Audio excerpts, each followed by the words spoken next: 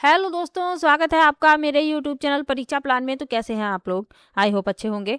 तो जैसा कि आप लोगों को पता है कि ईवीएस को एनसीईआरटी के नोट्स बनाकर मैं पढ़ा रही हूँ। 16वां वीडियो है, यानी 16वीं क्लास है। 15 वीडियो इसके पहले आ चुके हैं। प्ले लिस्ट मैंने बना दी है, वहाँ पर आपको सभी वीडियो एक साथ मिल जाएंगी। तो चलिए आज के वीडियो को शुरू करते हैं। क्लास 3rd और क्लास 4th के नोट्स बनाकर मैं पढ़ा चुकी हूँ। क्लास 5th की बुक की शुरुआत भी हो चुकी है और 6 चैप्टर मैंने पढ़ा भी दिए हैं। आज उसके आगे की चैप्टर कंप्लीट करेंगे। तो चलिए वीडियो को शुरू करते हैं। वीडियो देखने के बाद यदि आपको अच्छा लगे, हेल्पफुल लगे, तो वीडियो को लाइक और शेयर कीजिएगा, और यदि आप चैनल पर नए हैं तो चैनल को सब्सक्राइब कर लीजिए। तो चलिए शुरू करते हैं। लेसन 6 तक पिछले वीडियो में कंप्लीट पढ़ा दिया था। आज 7वां और 8वां लेसन करेंगे कंप्लीट। तो पाठ 7 है पानी के प्रयोग। ध्यान दीजिएगा, एनसीईआरटी की पुरानी किताब से नोट्स बनाए हैं। आप लोगों के सीटेट के एग्जाम के लिए पुरानी किताब ही महत्वपूर्ण है। क्लास 3rd के जो नोट्स हैं वो नई किताब के हैं, क्योंकि कुछ नई जानकारी उसमें मिली थी, तो उसके नोट्स मैंने नई किताब के बनाए हैं। क्लास 4th और 5th के नोट्स पुरानी किताबों के हैं, क्योंकि आपके सिलेबस में जो टॉपिक दिए गए हैं वो आपको पुरानी किताबों में ही मिलेंगे। और प्रीवियस ईयर का पेपर भी उठाकर देख लीजिए, जो क्वेश्चन पूछे गए हैं वो सब इन्हीं टॉपिक से पूछे गए हैं। तो वो टॉपिक तो आपको पुरानी किताबों में ही मिलेंगे, इसीलिए मैंने पुरानी किताबों से नोट्स बनाए हैं। तो पाठ 7 है पानी के प्रयोग। तो इसमें पानी के बारे में बताया गया है। सबसे पहले इसमें मृत सागर के बारे में बताया गया है। तो मृत सागर दुनिया का सबसे नमकीन सागर है। इसके 1 लीटर पानी में 300 ग्राम नमक है, यानी 1 लीटर पानी में 300 ग्राम नमक यानी लवण है। नमक की जगह कभी कभी हो सकता है प्रश्न में लवण भी लिखा हो, तो कंफ्यूज नहीं होना है, लवण यानी कि नमक।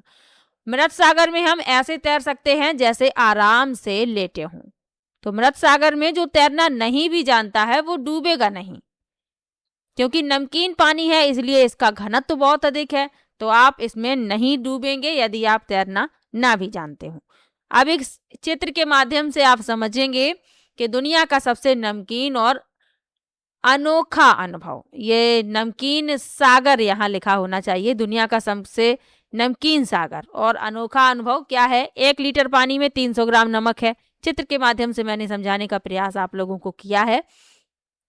और इसमें आप ऐसे तैर सकते हैं जैसे आराम से लेटे हों, जैसे इस व्यक्ति को आप देख रहे हैं। सबसे नमकीन सागर है, 1 लीटर पानी में 300 ग्राम नमक है। आप पानी में ऐसे तैरते हैं जैसे आराम से लेटे हों, यानी कि आप डूबेंगे नहीं। चलिए आगे बढ़ते हैं।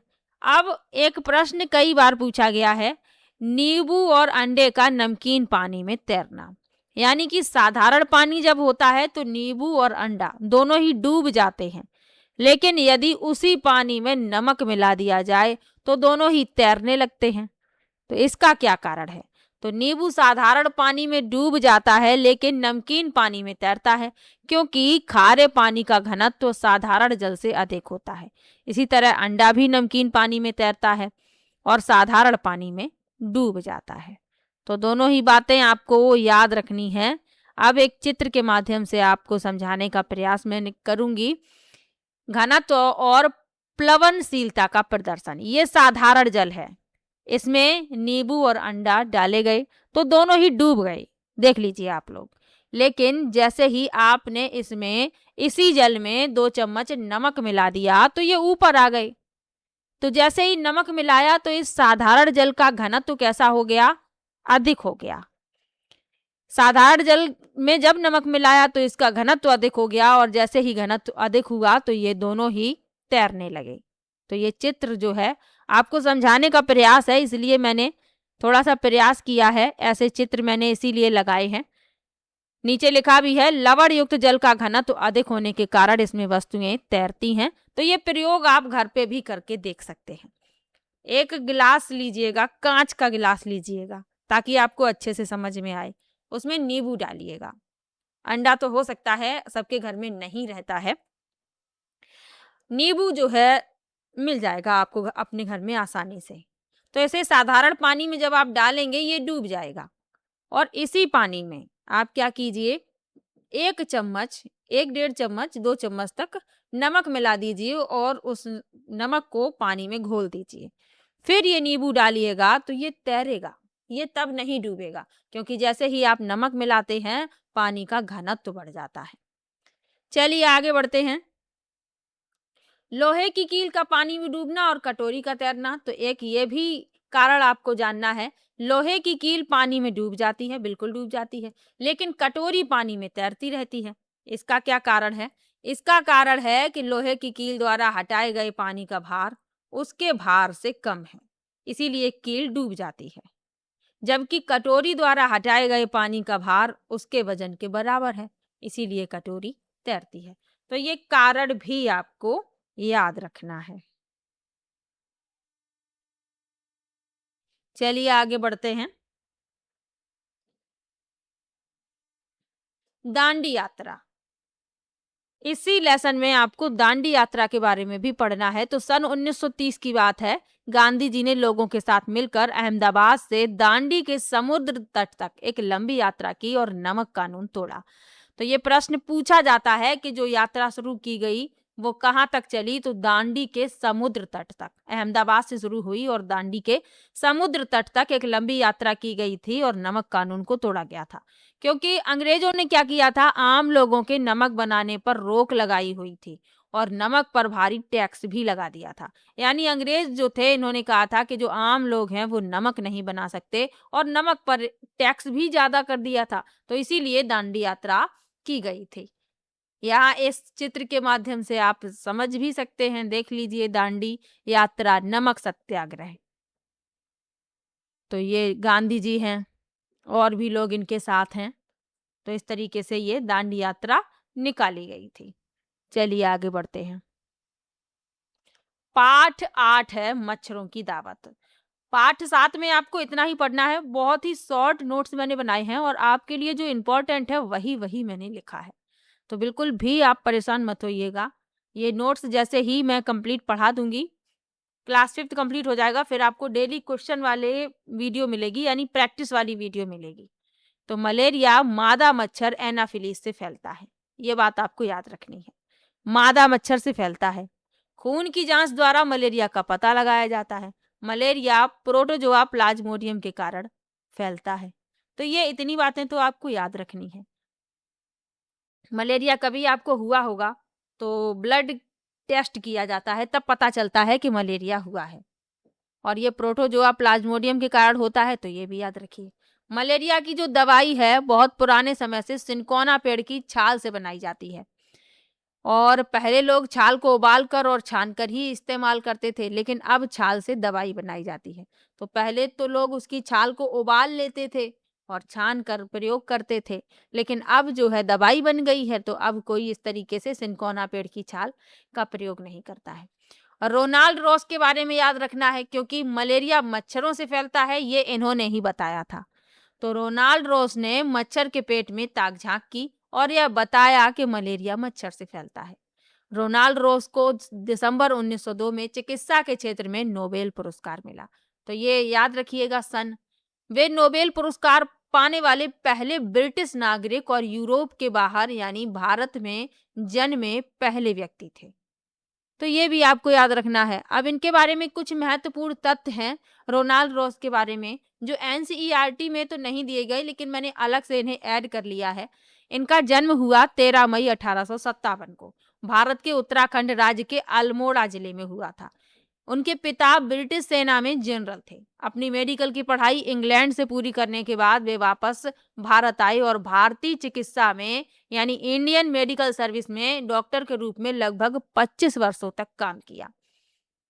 तो मेडिकल की पढ़ाई इन्होंने इंग्लैंड से पूरी की थी, लेकिन फिर ये भारत वापस आई थे।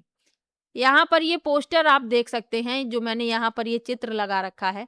मलेरिया नियंत्रण एक ऐतिहासिक खोज की विरासत। तो पहले क्या होता था, बीमारी और पीड़ा, कोई इलाज नहीं था।